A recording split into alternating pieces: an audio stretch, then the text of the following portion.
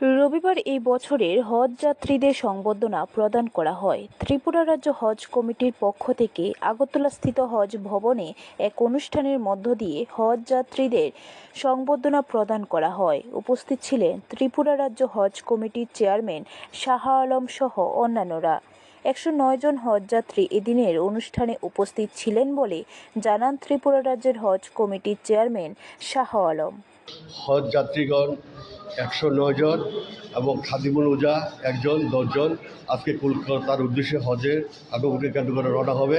তার জন্য আজকে আমাদের সংবর্ধনা অনুষ্ঠান। ত্রিপুরা রাজ্যের সবচেয়ে বড় গুরুত্বপূর্ণ বিষয় হলো খাদিমুল উজ্জা, যেটা হয়েছে প্রথম একজন সরকারি কর্মচারী হাজিদের গাইডের জন্য যাবে। তার জন্য আমি রাজ্য সরকার কেন্দ্রীয় সরকারকে ধন্যবাদ জ্ঞাপন করছি। আমরা আজকের ফ্লাইট হাজিদের ফ্লাইট 5টা আর 7টা 5টা 7টা 8টা 3টা ফ্লাইট যাবে, 3টা ফ্লাইটে, এবং তার সাথে আমাদের হজ কমিটির লোকেরা যাবেন। ব্যুরো রিপোর্ট, খবর ত্রিপুরা।